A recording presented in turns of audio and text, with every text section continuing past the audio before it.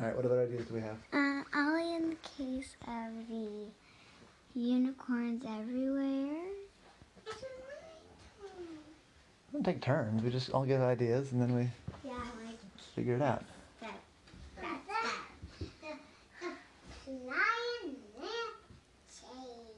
Flying lampshade. Okay, that sounds cool.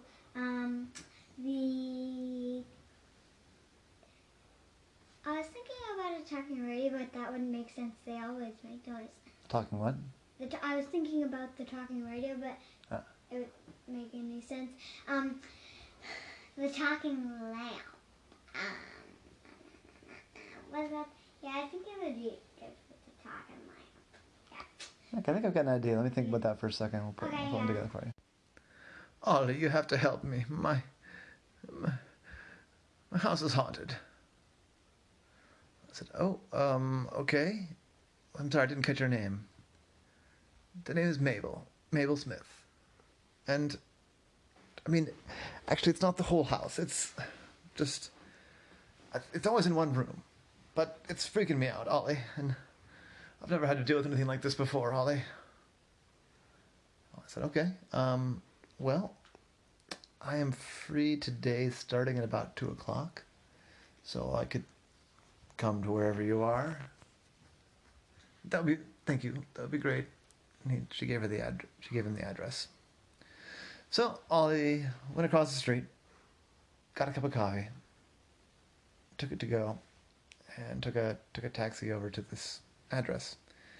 It was kind of pretty far uptown, almost in the county, but not quite.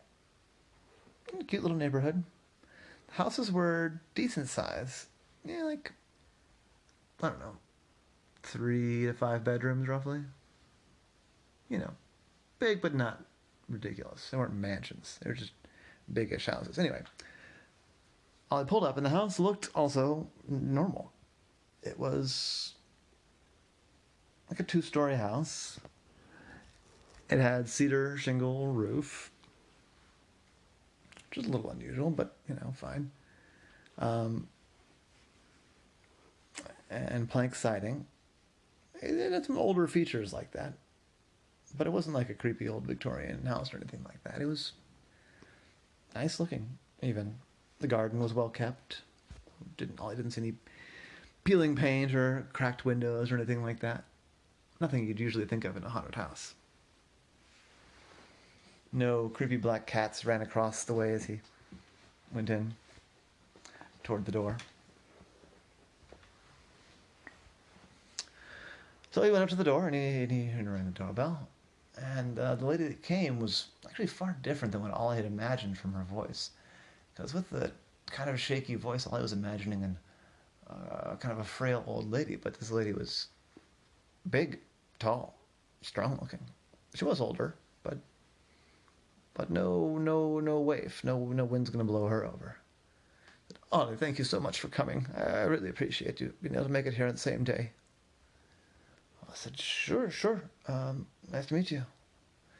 Nice to meet you. Please come in. Would you like, I don't know, coffee or water or anything? I said, thank you. I did a coffee just before I came, so I'm good. But why don't you tell me what's going on? Sure. Should we sit in the room where it's happening and I can tell you what I've noticed anyway? I said, sure. As long as you feel comfortable. Honestly, actually, I'd rather let's talk in the kitchen. Then I'll show you where it keeps happening. That'd be fine. So they went into the kitchen, and even though Ollie had said he didn't need anything, she poured 2 glasses of water and set out a tray of cookies, which Ollie didn't mind. He had a cookie, sipped on some water, and listened to her story. He said, "I've been in this house for a long time. My husband, he passed away about 5 years ago.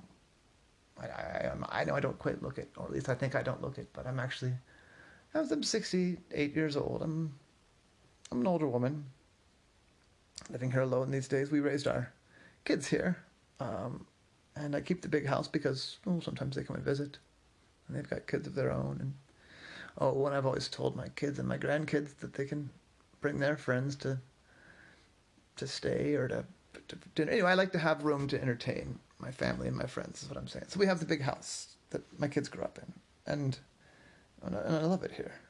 But recently, there's been I think it's a ghost, Ollie. That's why I called you. I saw that you've got all this expertise in supernatural things. I said, okay, yeah. I mean, I do some supernatural stuff and some totally normal stuff and some stuff that... It's crazy, like, crazy weird. And some stuff that starts off looking supernatural and ends up being mundane. I said, oh, well, I hope it's that, Ollie. Well, I call it the billiard room. We don't actually have a pool table in there, but it's where all the games are. There's a video game set up, but there's also, there's a chessboard, and we have puzzles and board games and all sorts of games in there. We play a bunch of games. It's something we've always done as a family. And, well, recently, when I go in there, there's a voice. A lot of my books are in there too. Especially some of my reference books, the things that I come back to. The books that have really meant a lot to me, or I've learned a lot from. Like the Ben Franklin autobiography, or things like that you come back to, you know? I said, yeah, I totally do. Yep, I have books like that. What does the voice say? Oh, various things, and none of them are terrible and horrible. It'll just pipe up. It'll start, all of a sudden there'll be music. Or, I don't know, sometimes I'll ask a question just talking to myself, and this voice will just answer, and that's upsetting. And sometimes it'll just start telling me about what's going on in the world, and I tell it to stop. And it always stops when I tell it to stop. So that's nice, I guess. But it's got me pretty freaked out. Even if it's a polite ghost, I don't think I want a ghost in my house. I said, okay. It doesn't sound anything like my husband. No, I thought of that too. I wouldn't mind if it was my husband coming back to tell me the news and answer my rhetorical questions. He did that, you know. I would wander around the house reading a book and think of a question and ask it out loud to myself, and out here piping down the hallway. It's Argentina. It's or whatever. But no, it's not him. It doesn't sound like him anyway. I said, okay. When did this start happening? It was about 3 weeks ago, just after my daughter and my son. There are 4 kids. 2 daughters, 2 sons. But these are the younger of each, and they were both here. My daughter is still single. She's the youngest, and my son, he's married with a 1-year-old, and they were all here. It was lovely. And then when they left, it started happening, and I don't know. I guess we should go in there. And I said, yeah, let's do. I'm going to be here with you, so I face down vampires and ghosts and giant jelly bean monsters, so, you know, you're in good hands here. So they went into the room, and all I could see why she called it the billiard room, because it kind of had that kind of a feel, you know? It was like a room for play. You could see spots on the wall where there were scuffs and dings, and on the bottom parts of the bookshelves where young kids had run around and banged into stuff. You could see excuse me, a range of books on the shelves, from some well-worn books and some young adult novels and even some picture books down on the bottom shelves. And there were bright, fun posters on the wall. It was just a fun room. There was a couple of couches and chairs you could sit and converse. In one corner there was a bar cabinet with some, you know, whiskey and things like that. A room you'd want to hang out in. It was well put together. I thought, oh, it makes me nervous to be even in here. And I said, yeah, I can see why it would. So is there anything in particular that seems to set this ghost off? Well, like I said, when I ask a rhetorical question or a trivia question to myself, and sometimes the answers are good, and sometimes the answers are not so helpful. I'll say, well, what do you mean? Well, if I ask about, I don't know, who the city council president is or something, it'll usually just pipe up with the answer. But if I ask something more vague, like, I can't think of an example right now. What makes a person a good pool player? And then there's a voice and it said, I don't have any answers for what makes someone a good pool player. You heard it. I said, I heard it. It's loud and clear. I said, yeah, it's like there's a person right here in the room. They have kind of a strange voice, but you can see that it'd be upsetting, right? I said, I can. But I have an idea. Oh, that would be great. I'm going to go out on a limb here. You're not much of a tech person, are you? I said, no. I have a computer that I mostly do email with my kids, and I use a computer at work and things like that. But at home, no. I don't even really watch much TV. The video game machine is something my kids set up, and I'll play with them. I'll play games with them. I'm pretty decent at, I don't know, Tekken, Mario Kart.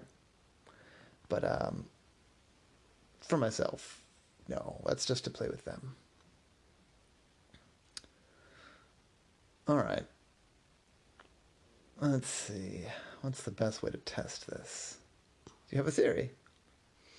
I said, I have a theory. Is it ghosts? I said, I think it isn't ghosts. But,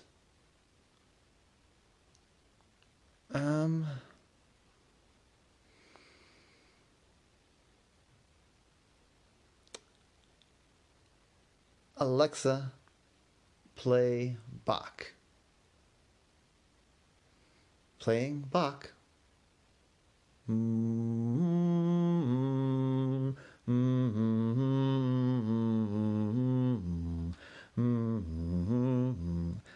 It's working.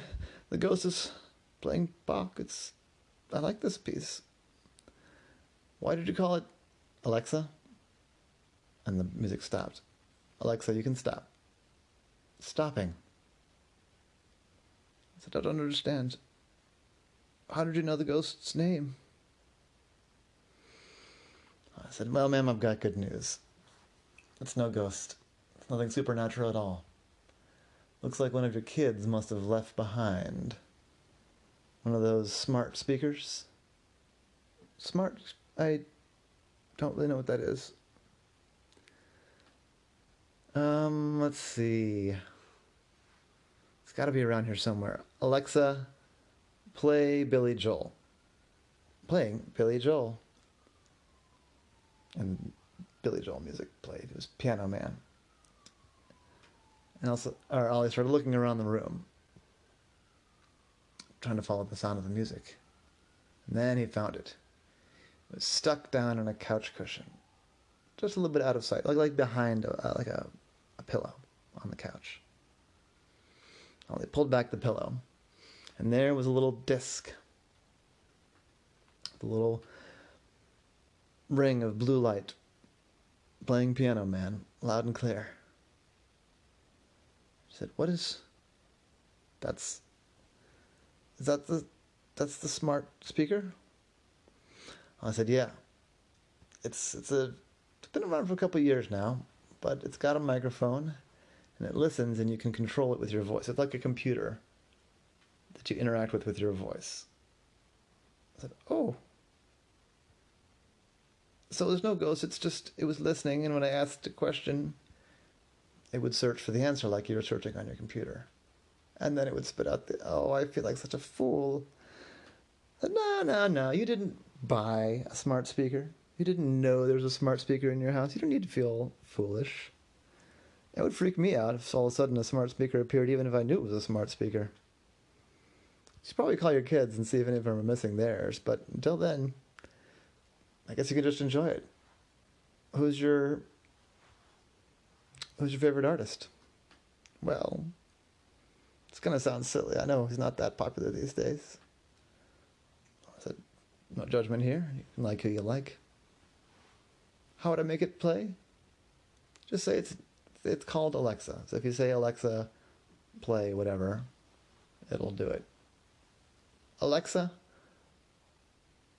play Elvis Costello. Playing Elvis Costello. And the music started, and she started to dance. Ollie, thank you. I feel very silly, but I also feel safe again, so I really appreciate you coming. Can I fix you a snack or something before you go? I'll pay your fee, of course, but I have some cookies in the oven. I said, oh. Well, I wouldn't say no to another cookie. And that was the case of Ollie and the ghost in the billiard room.